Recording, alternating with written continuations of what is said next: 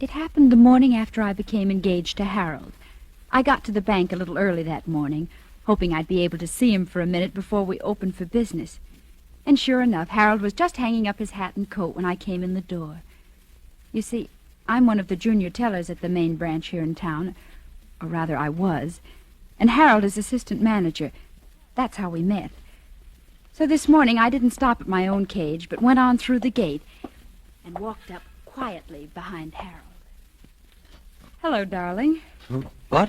Why, Mr. Osborne, don't you remember me? I'm the girl that Jane, please. Good morning, Mr. Osborne. Oh, good morning, Johnson.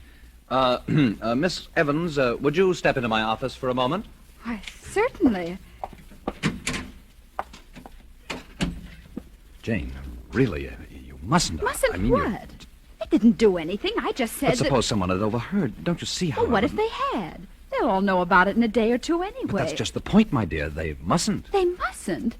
But we're going to tell our friends, aren't we? Jane, I thought you understood all that. You know how the bank frowns on office romances. After we're married, it'll be different. But Harold, this is different. We're engaged. Nevertheless, my dear, the policy of the bank distinctly is... Oh, phooey on the policy of the bank. This is our business. But, Jane, the bank is my career, and I'm only thinking of the bank. And I'm thinking of our life together. Now, Jane, please be practical. In my position here, I simply must live up to the standards that the bank has set. The bank. Sometimes I wish I could meet somebody, just somebody, who hated banks. Wasn't a very good way to start off an engagement, or even to start off a day's work, for that matter. I went back to my cage feeling miserable. I got out my cash for the day, including the little package of 25 $1,000 bills that a client of ours always called for on Friday. We never asked why. That isn't the bank's business. And I unlocked my cash drawer and put the money away. Then it was 10 o'clock. I opened my window for business. There weren't many people in the bank yet, but at my window there were two men. Good morning. Good morning. Can I help you? Yeah. This is a stick-up. What? Just take it easy and do what we tell you and you won't get hurt. But my friend here's got a gun under that newspaper he's carrying. I love to use it, sister. What? Well, what do you want me to do? Here's a paper bag. Fill it up. All right. And don't forget those 25 G notes that George Oliver calls for every Friday. The what? Don't stall. We know all about them. That's one reason we're here. And don't make any funny moves, sister. Because if you do, it's curtains. I'd often wondered what I'd do if this ever happened, but now I couldn't even think. As I fumbled with the money, I looked at the two men. One of them was about 35, with dark hair and a square jaw and hard blue eyes. The other, the one with the gun, was a nervous, evil-looking boy about 21. I knew they meant everything they said. I glanced sideways for a moment toward Harold's office. As luck would have it, he was just coming out the door. He must have seen that something was wrong because he started over to my window. Come on, sister, snap into it. I'm trying to hurry. Who's that coming over here? It's Mr. Osborne, the manager. All right. Just don't try to make any bright conversation. I'll do the talking. All right. Is there anything I can do here, Miss Evans? Yes. Just stand right where you are and keep quiet. What? Harold. Don't look so hurt. You've heard of banks being held up before, haven't you? Oh. Come on, miss. Hand it over. We haven't got all day. Here you are. Thanks. We ought to take her along. Don't be crazy. Come on. We ought to take her. Why, no, you can't. You can't do that. Miss Evans is one of my most trusted employees. And I'm his fiancée. Oh, you are you? Jane. Now, I know we're going to take her along. You're a fool, Sonny. Oh, yeah? Well, Harold here don't think I'm so dumb, do you, Harold? Because you know what happens to your girlfriend if you set the cops on us. No. Yeah. Curtains. Don't do anything, Harold. I'll be all right. I'll be all right.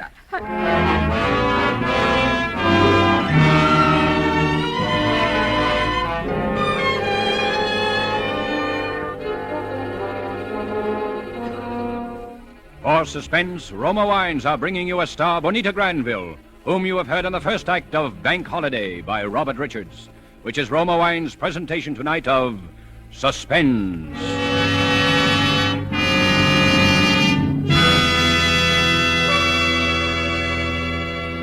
Between the acts of suspense, this is Truman Bradley for Roma Wines. Elsa Maxwell is an acknowledged expert on the niceties of dining and entertaining. Recently, she said, "Gracious little touches can do so much to make meals more enjoyable. Dine by subdued light. If possible, adjust radio or phonograph for soft, mellow music. And as the crowning touch, serve well-chilled Roma California Sauterne. A most excellent idea from Miss Maxwell. Good Roma Sauterne is pale gold, delightful in bouquet, and even more important, exquisite in taste. Created in the Roma tradition, Roma Sauterne is always unvaryingly good. The goodness of luscious grapes, selected at peak of flavor richness in sunny California's choicest vineyards, carefully pressed, then, unhurriedly, guided to perfection by the ancient wine skill of Roma's famed wineries. Good Roma wines are always delicious, yet cost only pennies a glass. Remember, because of uniformly fine quality at reasonable cost, more Americans enjoy Roma than any other wine. R-O-M-A, Roma Wines. And now Roma Wines bring back to our Hollywood soundstage Bonita Granville, who, as Jane Evans in Bank Holiday, continues a narrative well calculated to keep you in suspense.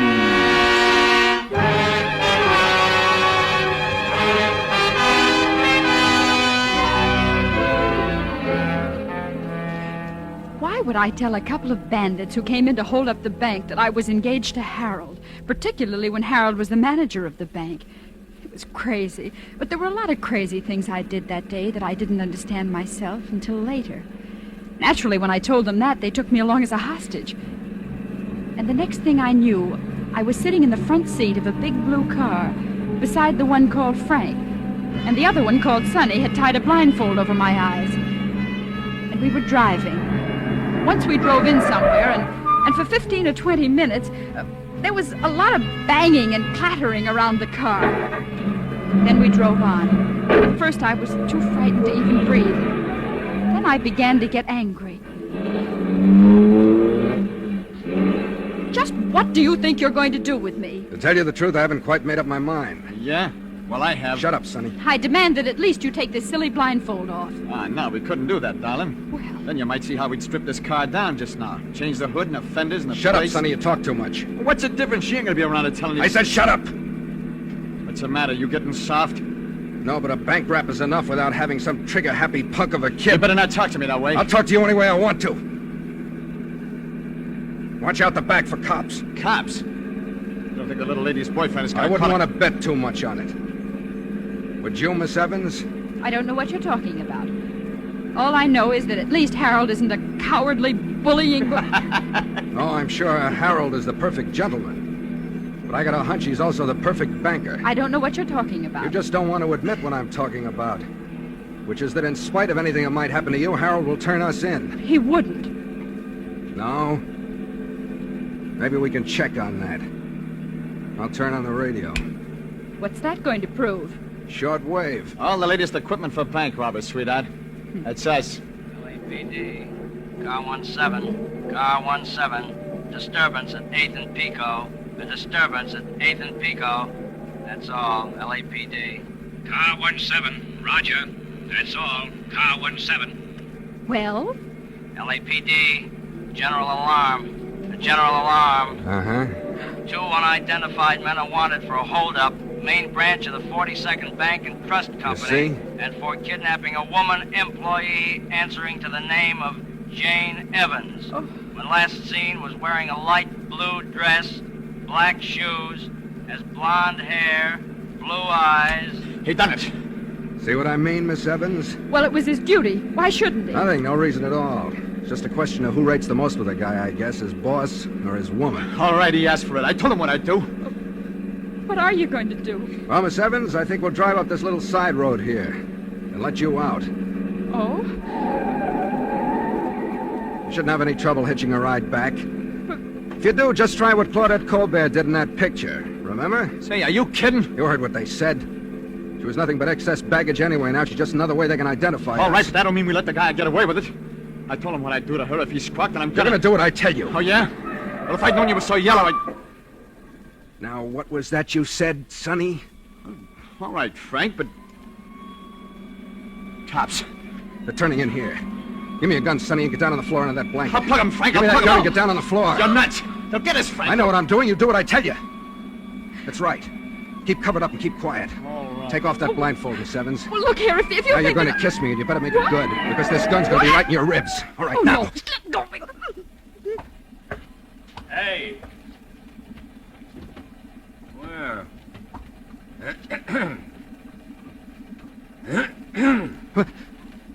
Oh, you kind of startled me, officer. What are you doing here?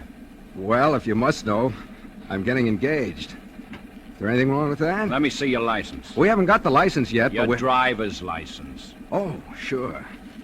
What's the matter? Just let me see your license. Here you are. You looking for somebody? Just a couple of guys who held up a bank and kidnapped a girl. Is that right? The young lady got any identification? Well, Go on, tell him, honey. You see, we left town in sort of a hurry. You might call it a sort of elopement. Oh, sort of elopement, huh? Yes. Well, I guess you're all right. But you know you shouldn't be parking in here in the broad daylight like this. Yeah, but you know how it is. Sure. I know how it is. You can come up for air now, Sonny. They'll leave it. Are you sure? Yeah. Well, Miss Evans, I'm afraid that under the circumstances, you'll have to put up with our company a little longer. It wasn't as bad as all that, was it? Well, was it? She slaps him right in the voice. Does that answer your question? Yeah. I guess it does. That was crazy, too. Here I was, my life completely in this big ape's hands, and I had to slap his face. I knew I'd made him angry, and what was even more dangerous, I'd hurt his pride. But there was nothing to do about it now.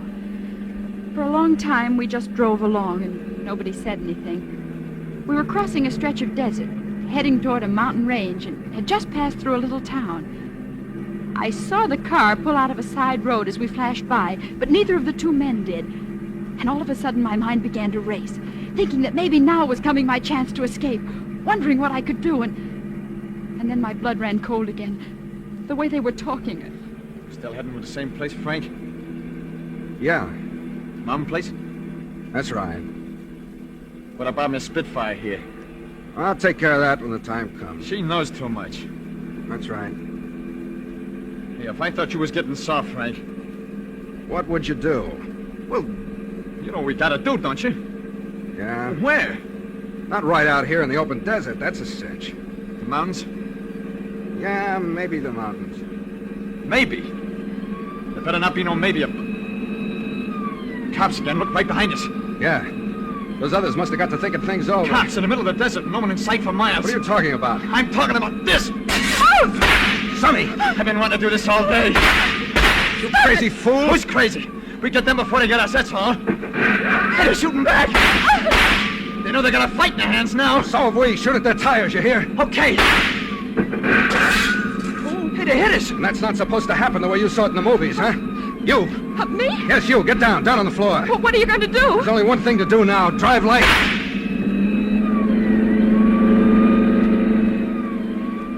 First, I wasn't afraid at all.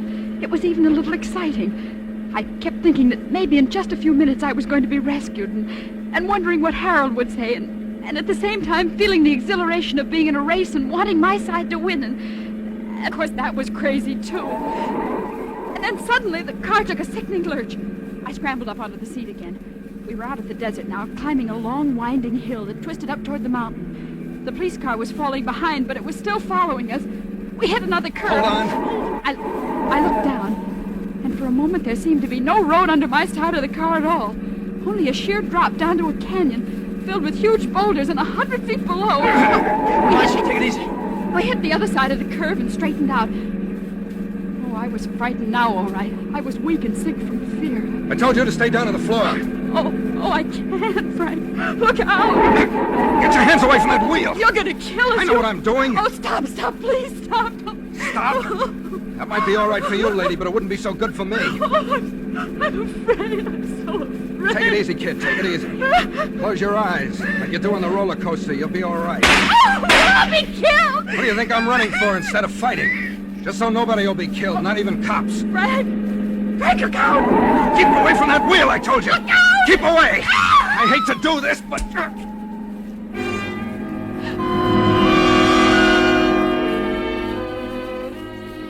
saw his fist rush toward the point of my jaw, and that was all. When I woke up, it was mid-afternoon, and I was lying on a bed in a bare little room of what was obviously a mountain cabin. Through the one window, all I could see was the jumble of rocks and boulders piled up against the mountainside. I felt my chin. It was sore, and there was a little bruise on it. But aside from that, I seemed to be all in one piece. Don't worry. Then suddenly I heard voices.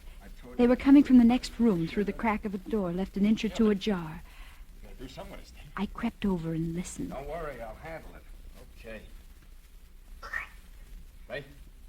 Yeah, sure. Now go on down in the tower, get some grub like I told you. Okay, Frank. Are you sure you don't want me to? No. Get going. Okay, Frank. I stood there by the door, frozen with fear. I didn't need to hear any more to know what they'd been talking about. For a second, I thought of escape. I looked wildly over toward the window. Oh! Ah.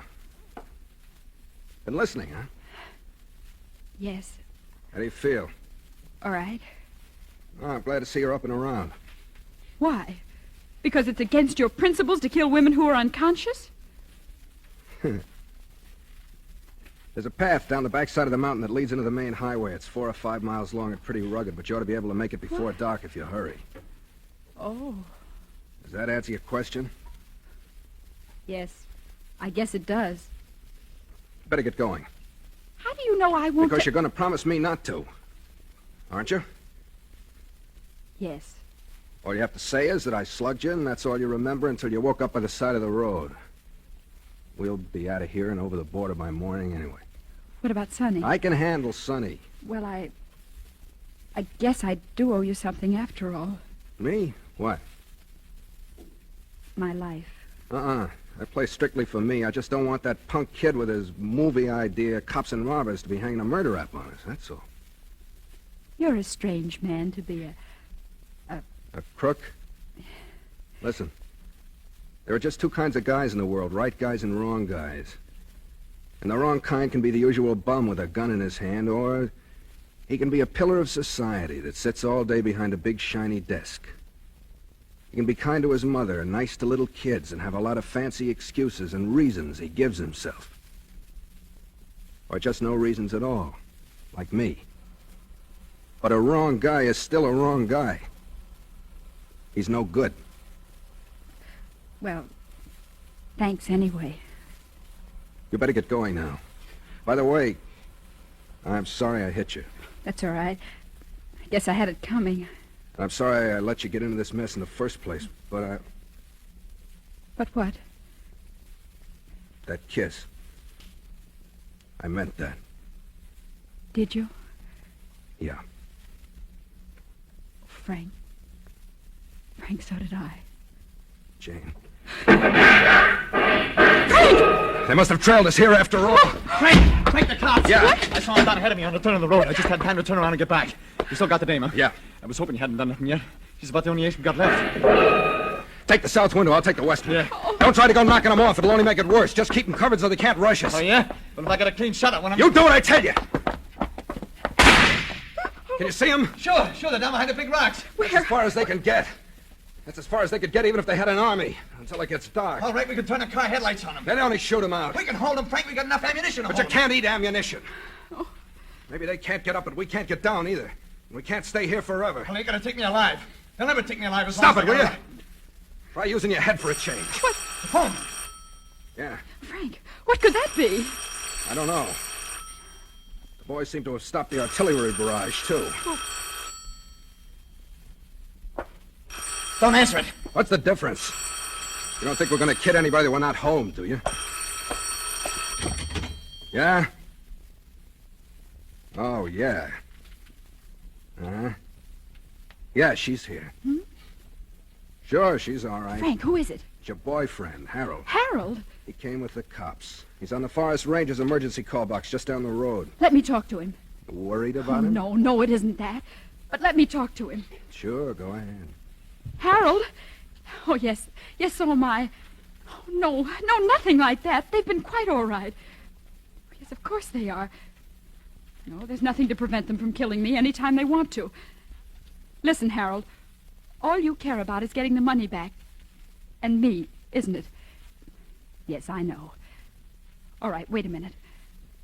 Frank, you said you were near the border. How long would it take you to get there?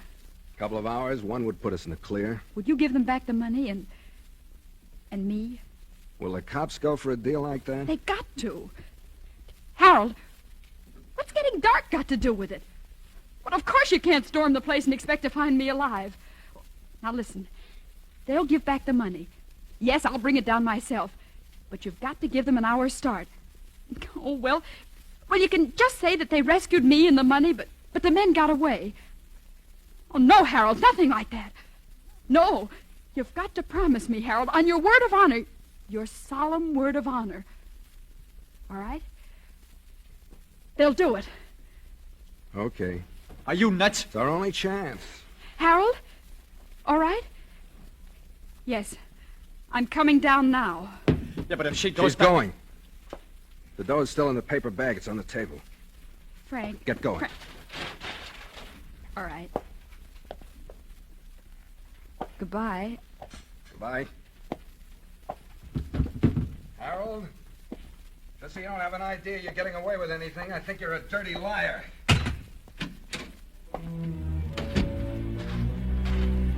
I hardly heard and didn't even think about it. I was so relieved. And still so bewildered by everything, running down the hill with a paper bag of money clutched in my hand. And then I saw Harold crouching behind a rock, and then some policemen, and then I was around the bend, and they were all running up to me, and I threw myself into Harold's arms. Jane, dearest, you are all right. I'm all right, Harold. Here's the money. Oh, well, yes. Yes, it's all here. All right, officer. Okay, Chuck. Let him go. Come, my dear. Harold, what is that? Tear gas. Tear gas. Oh, it's quite harmless, really. And... Harold, tell them what we promised. Oh, I'm afraid of it. It's out of our hands now, my dear. Harold, you promised. You gave me your word of honor. Well, of course I did, but you didn't think you that knew! You knew all the time! Well, you planned to... Stop it! Stop it! Please, my dear, you're over. Let go of me, let go of me. Stop it! Stop it! Stop it!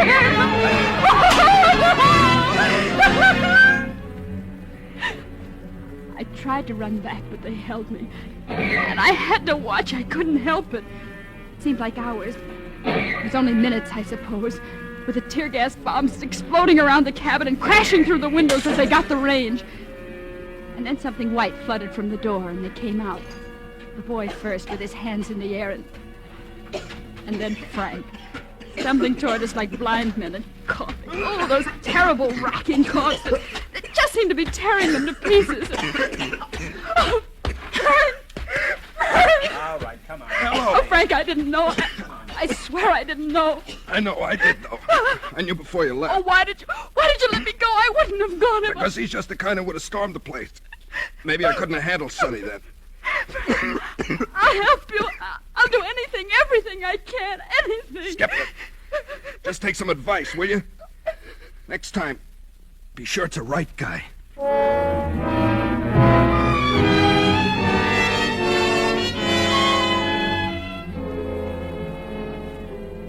Yes, it's funny.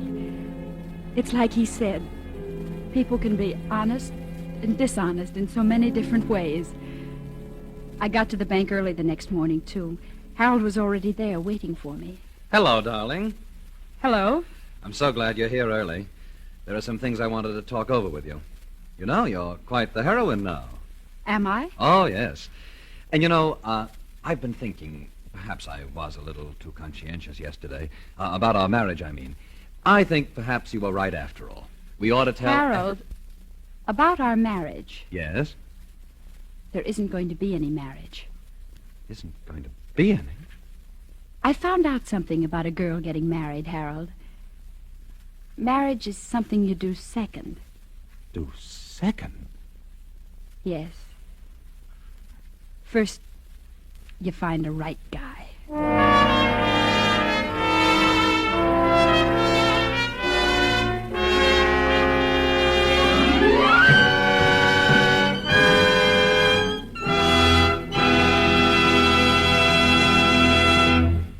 And so closes Bank Holiday, in which Roma Wines have brought you Bonita Granville as star of tonight's study in suspense. This is Truman Bradley with a word for Roma Wines, the sponsor of Suspense. During the warm weather, nothing tastes quite so good as a tall, frosty Roma wine and soda. And as Elsa Maxwell recently remarked, serving Roma wine and soda is smart 1945-style hospitality. You'll find this delightful iced drink as refreshing as it is delicious. Yes, and Roma wine and soda is so easy to prepare. Half-filled tall glasses with Roma California Burgundy or Sauterne. Add iced cubes and a bit of sugar. And for a decorative touch, garnish with cherries or fruit. Here's another suggestion. For a delightful aperitif, sip delicious Roma sweet vermouth, well chilled. Zestful, full-flavored Roma vermouth, both sweet and dry, is blended and developed with all the traditional wine-making skill of Roma wineries, is made and bottled in the heart of California's famous vineyards, yet surprisingly low-priced. Try Roma vermouth soon, won't you? Next Thursday, you will hear Norman Lloyd and Mark Humboldt as stars of Suspense. Presented by Roma Wines. R-O-M-A. Made in California for enjoyment throughout the world.